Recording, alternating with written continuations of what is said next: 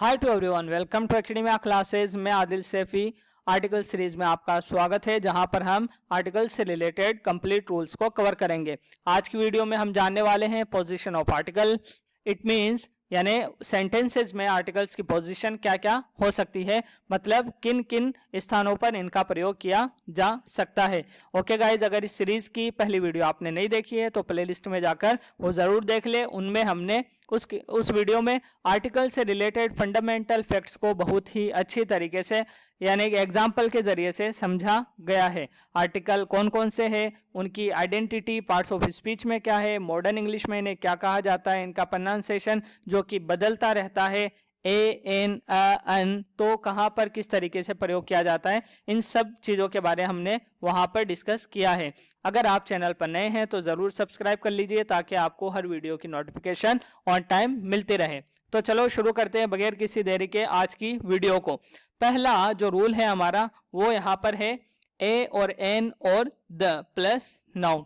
ये वाला एक स्ट्रक्चर बन सकता है आर्टिकल के प्रयोग का किसी भी वाक्य में। ओके, एग्जाम्पल से ये बात बिल्कुल अच्छी तरीके से समझ में आ जाएगी। देखिए आप, आई हैव अ फोन, यहाँ पर जो गिवन स्ट्रक्चर है उसको लेकर हम यहाँ पर अप्लाई करेंगे ताकि समझ में आ जाए क्या वाकई में यानी प्रयोग सही हुआ है या गलत। देखिए नाउन यहाँ पर गिवन है तो फोन नाउन होता है, इसमें कोई डाउट नहीं है।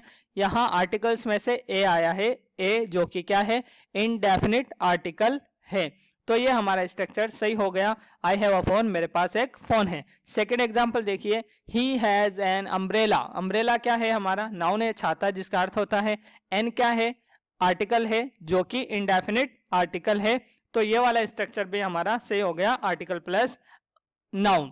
थर्ड एग्जाम्पल देखिए आप, the cat has a tail, यानी कि बिल्ली के पूंछ होती है। ये कैट क्या है, नाउन है, कॉमन नाउन है। द क्या है, आर्टिकल है, तो आर्टिकल प्लस नाउन, ये वाला स्ट्रक्चर भी सही है। उसी तरीके से यहाँ पर देखिए टेल पूंछ को बोलते हैं, यह भी नाउन है। ए क्या है, आर्टिकल है, तो आर्टिकल प्लस नाउन, ये स्ट्रक्चर भी यहाँ पर इस वाक्य में सही है। यहाँ पर एडिशनल फैक्ट के बारे में मैं आपको बताता चलूं कि जब किसी कॉमन नाउन से पहले, कॉमन नाउन इससे पहले द का अगर प्रयोग कर लिया जाता है तो वो होल कम्युनिटी को डिनोट करता है।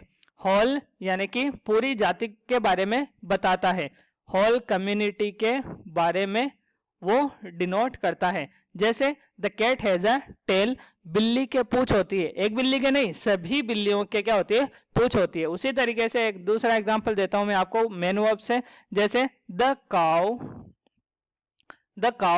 गिव्स मिल्क, क्या है, यानी कि गाय दूध देती है, गाय दूध देती है। अब देखिए कॉमन नाउन है, इससे पहले द लग गया, यहाँ पर हमने सिंगुलर वर्ब का प्रयोग किया है, ये हमारा ऑब्जेक्ट हो गया। तो यहाँ जो बात मैं बताना चाह रहा हूं उसका अर्थ ये है कि कॉमन नाउन से पहले अगर आर्टिकल द का प्रयोग कर लिया जाता है तो वो पूरी जाति को डिनोट करते हैं। मतलब वहां पे एक स्पेसिफिक नाउन की बात नहीं हो रही होती है बल्कि पूरी जाति की बात हो रही होती है। अब यहाँ पर भी इसका अर्थ देखिए आप, the cat has a tail means all cats, all the cats has a tail, मतलब सारी बिल्लियां क्या रखती है, पूंछ रखती है, सभी बिल्लियों के क्या होती है, पूंछ होती है। तो ये कॉन्सेप्ट आपको याद रखना है। इससे रिलेटेड एक दूसरा कॉन्सेप्ट है, वो क्या है कि द के बाद जब प्लस में एडजेक्टिव आता है, एडजेक्टिव और नाउन में फर्क है। हमने सब्जेक्ट वर्ब एग्रीमेंट में इस स्ट्रक्चर को डिस्कस किया है। अगर आपने अभी तक वो वीडियोस नहीं देखी है तो आप जाकर उस पूरी प्लेलिस्ट को देख सकते हैं, जहां पर हमने मोस्ट ऑथेंटिक बुक्स जो कि एग्जाम प्रिपरेशन के हवाले से स्टूडेंट्स प्रयोग करते हैं, इस्तेमाल करते हैं, तैयारी करते हैं, उनको बुनियाद बनाकर हमने सभी रूल्स को वहां पर कवर कर लिया है, मोर देन 70 रूल्स। आप वहां पर उन सभी स्ट्रक्चर्स को भी जान सकते हैं। यहां पर देखिए आप, द प्लस एडजेक्टिव, ये कौन सा स्ट्रक्चर है, ये स्ट्रक्चर का एग्जांपल मैं आपको देता हूं। द रिच, ये क्या है, the rich are lazy, the rich are lazy, क्या अर्थ हुआ इसका, द क्या है, द एक आर्टिकल है, रिच क्या है, रिच असल में रिच मैन बोलते हैं, उसका अर्थ होता है रिच, एडजेक्टिव है, मैन नाउन है। तो यहां पर द के बाद एडजेक्टिव लगाकर पूरी जाति को डिनोट किया गया है, पूरी जाति के बारे में बताया गया है, मतलब अमीर आदमी क्या होते हैं, सुस्त होते हैं। उसी तरीके से आप देखिए, the poor are honest, the poor are honest, यानी कि क्या होते हैं, गरीब आदमी क्या होते हैं, ईमानदार होते हैं। तो अब यहाँ पर पुअर एक क्या है, एडजेक्टिव है, लेकिन उससे पहले द लगाकर उस पूरी कम्युनिटी को यानी कि टारगेट किया गया है, उसका अर्थ लिया गया है। तो ये कुछ एक्स्ट्रा फैक्ट्स थे जो आपको याद रखने हैं। ओके, तो हम चलते हैं अपने सेकंड स्ट्रक्चर पे। आज का हमारा सेकंड स्ट्रक्चर क्या है, यानी आर्टिकल में से कोई आर्टिकल आ जाए, फिर एडजेक्टिव, फिर नाउन। ये एक शक्ल हो सकती है, ये फॉर्मेट हो सकता है आर्टिकल के प्रयोग का किसी भी वाक्य में। एग्जाम्पल से इस वाले स्ट्रक्चर को देखते हैं। She is an intelligent girl, इधर से चलिए, नाउन क्या है, गर्ल है, चलो। उसी तरीके से एडजेक्टिव क्या है, इंटेलिजेंट है, और एन क्या है, आर्टिकल है। तो हमारा जो ऊपर गिवन स्ट्रक्चर है उसके हिसाब से ये एकदम सही है, ये सीक्वेंस। एन इंटेलिजेंट गर्ल, एक बुद्धिमान लड़की, तो वह एक बुद्धिमान लड़की है, इंटेलिजेंट लड़की है। अब यहाँ पर गलती क्या हो सकती है, अगर आप इस सीक्वेंस को हटा देते हैं, खत्म कर देते हैं, इस सीक्वेंस का प्रयोग सही तरीके से नहीं करते हैं, तो ये गलत हो जाएगा। जैसे आप कहें she is intelligent a girl, ये गलत हो जाएगा। She is girl an intelligent, ये भी गलत हो जाएगा। She is an girl intelligent, यानी इस सीक्वेंस के अलावा अगर आप कोई सा भी सीक्वेंस प्रयोग करेंगे तो वो सीक्वेंस, वो स्ट्रक्चर ही गलत होगा। इसीलिए हम इसे कहते हैं पोजीशन ऑफ आर्टिकल्स। मतलब आर्टिकल की पोजीशन क्या होगी, अगर हमें इंटेलिजेंट गर्ल बोलना है तो आर्टिकल को किधर रखेंगे, बीच में रखेंगे, पहले रखेंगे, या फिर लास्ट में रखेंगे। यही असल में कॉन्सेप्ट है पोजीशन ऑफ आर्टिकल का। सेकंड एग्जांपल देखिए, Ravi has a long stick, Ravi के पास क्या है, एक बड़ी छड़ी है। तो ये स्टिक हमारा नाउन है, लॉन्ग एडजेक्टिव है, ए आर्टिकल है।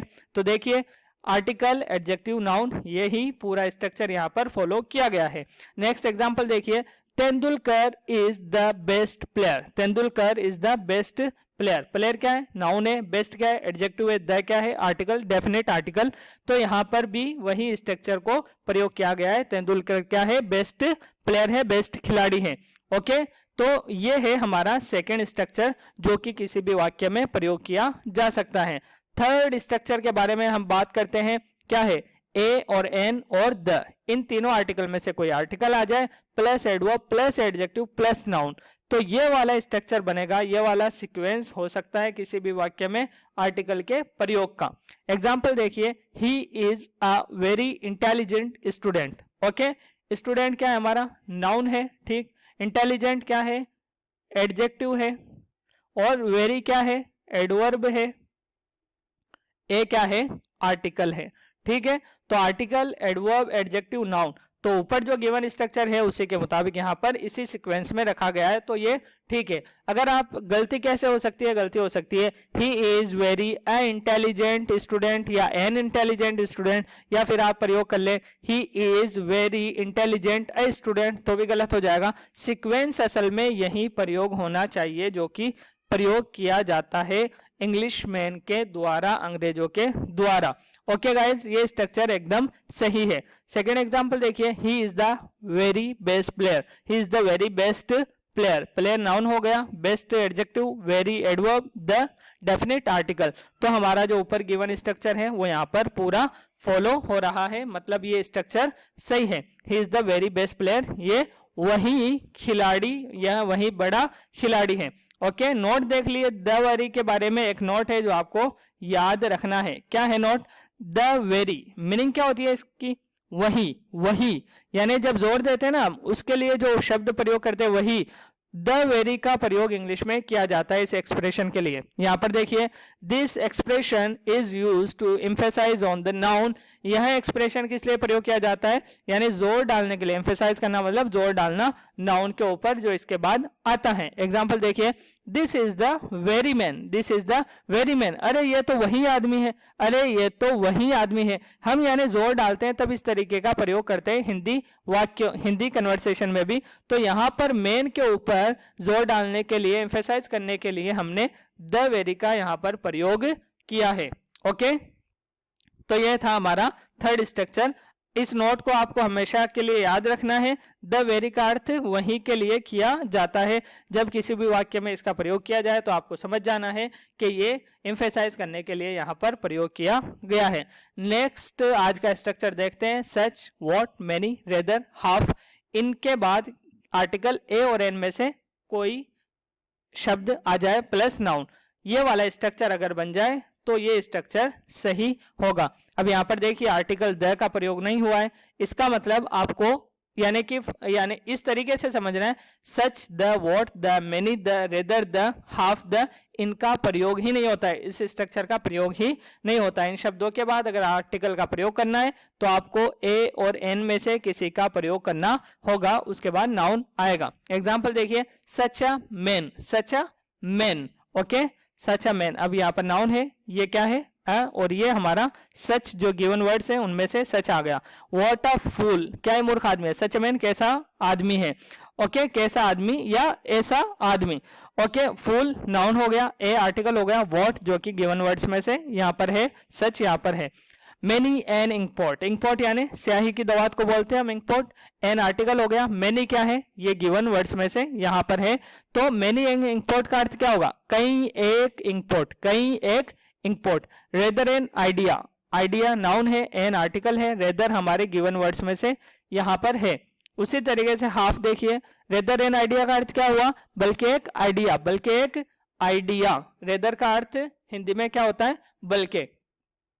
हाफ एन आवर, जैसे बोलते हैं हम कि it's not a copied content, ये यानी कि चुराया हुआ कंटेंट नहीं है, रेदर एन आइडिया, बल्कि एक आइडिया है ये, ओके। नेक्स्ट देखिए, हाफ एन आवर, आधा घंटा, आधा घंटा ये नाउन हो गया, और ये हमारा आर्टिकल, और ये हाफ, हाफ अ किलो, आधा किलो, किलो नाउन है, ए आर्टिकल है, हाफ हमारा गिवन वर्ड है। Many a book, many book क्या है, नाउन है, ए आर्टिकल है, मेनी का यहाँ पर प्रयोग हुआ है। तो इसके बारे में मैं अभी आपको नेक्स्ट स्लाइड में बताऊंगा। मेनी प्लस नाउन का प्रयोग तो आपने देखा होगा, और वो भी प्लूरल नाउन का, लेकिन मेनी के बाद ए और एन का भी प्रयोग किया जाता है। ये वाला जो स्ट्रक्चर है वो हम आमतौर पर जानते हैं, लेकिन ये कॉमन नहीं है। मेनी ए और मेनी एन का जो यूज है वो बहुत ज्यादा कॉमन नहीं है किताबों में, यानी कि पीस ऑफ लिटरेचर में आपको इसका प्रयोग मिलता है, हम कन्वर्सेशन में इसका प्रयोग नहीं करते हैं, ओके। मेनी बुक्स, बहुत सारी किताबें, तो ये वाला स्ट्रक्चर है। अगर इस स्ट्रक्चर में आप इसका प्रयोग सही करना है तो ये वाला स्ट्रक्चर है, अदरवाइज आप अगर आर्टिकल का प्रयोग पहले और इन शब्दों का बाद में और फिर नाउन का प्रयोग करेंगे तो गलत हो जाएगा। जैसे अ सच मैन गलत है, अ व्हाट फूल गलत है, एन मेनी इंकपोर्ट गलत हो जाएगा, एन रेदर आइडिया गलत हो जाएगा, एन हाफ आवर गलत हो जाएगा, a half kilo, a many book, ये सारे स्ट्रक्चर गलत हो जाएंगे। अगर आपने इन सीक्वेंस को फॉलो नहीं किया तो आपका वाक्य गलत होगा, आपको ये याद रखना है। नेक्स्ट नोट है हमारा, जिसमें हम कुछ जो रिलेटेड थिंग्स है उन्हें हम समझने की कोशिश करेंगे। मैनी प्लस प्लूरल नाउन, ये हम इसका प्रयोग करते हैं, जो कि मैनी बुक्स में हमने देखा है, लेकिन मैनी प्लस ए और एन प्लस सिंगुलर नाउन का प्रयोग किया जाता है। फंडामेंटल तथ्यों में से एक बात है कि ए और एन के बाद, ए और एन के बाद कभी भी प्लूरल नाउन का प्रयोग नहीं किया जाता, ओके। हमेशा सिंगुलर नाउन का ही प्रयोग किया जाएगा, क्योंकि ए और एन सिंगुलर कर देते हैं उस नाउन को जिससे पहले ये आते हैं, मतलब एक का अर्थ देते हैं। जैसे अ बॉय, एक लड़का या कोई लड़का, तो वहां पर अगर अ बॉयज कर दोगे तो ये स्ट्रक्चर ही गलत हो जाएगा, एक लड़के या एक कोई लड़के, ऐसे हम हिंदी में भी प्रयोग नहीं करते हैं। तो ये फंडामेंटल तथ्य है, उसको इफेक्ट याद रखना है। अब यहाँ पर जो गिवन स्ट्रक्चर है वो क्या है, मैनी प्लस ए और एन प्लस सिंगुलर नाउन, ये एक स्ट्रक्चर है। याद रखना है, मैनी ए और एन का प्रयोग एज ए इडियम प्रयोग किया जाता है इन इंग्लिश लैंग्वेज। एग्जांपल देखिए, मैनी बुक्स कई किताबें, मैनी एन इंकपोर्ट, इसका अर्थ क्या करेंगे हिंदी में हम, इसका अर्थ करेंगे कई एक इंकपोर्ट। मैनी अ बुक, कई एक किताबें, कई एक किताब, कई एक किताब, ये हिंदी अनुवाद करेंगे। अब रेदर का प्रयोग मैंने वहां पर भी बता दिया वैसे आपको, लेकिन देख लीजिए, वस्तुत हिंदी में बोलते हैं, लेकिन आमतौर पर बोलचाल की भाषा में हम बल्कि का अर्थ लेते हैं।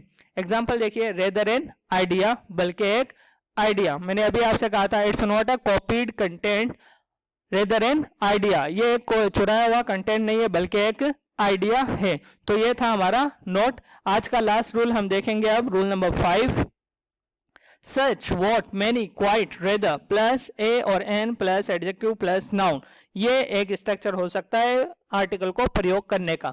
मतलब इन शब्दों के बाद article plus adjective plus noun का प्रयोग किया गया है। बस क्या ऐड हुआ है यहाँ पर, एडजेक्टिव को ऐड किया गया है। एग्जाम्पल देखिए, सच जो गिवन वर्ड्स है उनमें से है, अ आर्टिकल है, ब्यूटीफुल एडजेक्टिव है, बेबी क्या है, नाउन है। सच अ ब्यूटीफुल बेबी, क्या ही खूबसूरत बच्चा है। व्हाट अ बिग फूल, कितना बड़ा मूर्ख, व्हाट गिवन वर्ड्स है, ओके। ए आर्टिकल है, बिग एडजेक्टिव है, फुल नाउन है। Many a good book, many given words में से एक शब्द है, ए आर्टिकल है, गुड एडजेक्टिव है, बुक क्या है, नाउन है। क्वाइट गिवन वर्ड्स में से है, एन आर्टिकल है, अनलकी क्या है, एक एडजेक्टिव है, मैन नाउन है। इसका अर्थ क्या हुआ, मैनी अ गुड बुक, कई एक अच्छी किताब, कई एक अच्छी किताब। क्वाइट एन अनलकी मैन, बहुत ही अनलकी आदमी, बहुत ही बदकिस्मत आदमी। Rather an interesting book, rather an interesting book, बल्कि एक दिलचस्प किताब, बल्कि एक दिलचस्प किताब। यहां पर देखिए रेदर आर्टिकल आ गया, एडजेक्टिव नाउन। तो ऊपर जो गिवन स्ट्रक्चर है उन्हीं के मुताबिक ये हमारे एग्जाम्पल्स है, मतलब ये स्ट्रक्चर सही है। अगर आप इनमें किसी भी चीज को आगे पीछे कर देते तो आपका वाक्य गलत हो जाएगा। फॉर एग्जाम्पल, अगर आप अ ब्यूटीफुल सच बेबी बोल देते हैं तो आपका स्ट्रक्चर गलत हो जाएगा। Such a beautiful baby, it is the correct structure of the article use. Okay, exception क्या है, एक्सेप्शन ये है कि a plus rather adjective plus noun का भी प्रयोग किया जाता है। ओके, यहां पर एक्सेप्शन क्या है, रेदर एन इंटरेस्टिंग बुक, लेकिन एन प्लस रेदर प्लस यानी एडजेक्टिव प्लस नाउन का भी प्रयोग किया जाता है। एग्जांपल देखिए, अ रेदर इंटरेस्टिंग बुक, यहाँ पर आर्टिकल पहले आया है, फिर रेदर आया है, फिर एडजेक्टिव आया है, फिर नाउन आया है, तो ये एक्सेप्शन आपको याद रखना है। हमारी वीडियोस की खास बात यही है कि सिर्फ कॉमन रूल्स को नहीं बल्कि एक्सेप्शन को भी हम यहाँ पर पूरी तरीके से कवर करने की कोशिश करते हैं। और जितनी भी ऑथेंटिक बुक्स है जिन्हें यानी एग्जाम पॉइंट ऑफ व्यू से अच्छा माना जाता है और बड़े जो टीचर्स है वो यानी कि कहते हैं कि आप इनसे तैयारी कर सकते हैं, तो हम उन्हीं किताबों को बुनियाद बनाकर यहाँ पर कंटेंट प्रोवाइड करवाते हैं। आई होप कि आपको वीडियो पसंद आया होगा। अगर आपको वीडियो पसंद आया है तो ज़रूर लाइक करें, कमेंट करें, शेयर करें और अपने दोस्तों के साथ शेयर करना ना भूलें। और सब्सक्राइब ज़रूर कर दीजिए ताकि आपको हर वीडियो की नई नोटिफिकेशन मिलती रहे। अगली वीडियो तक के लिए अलविदा, फिर मिलेंगे।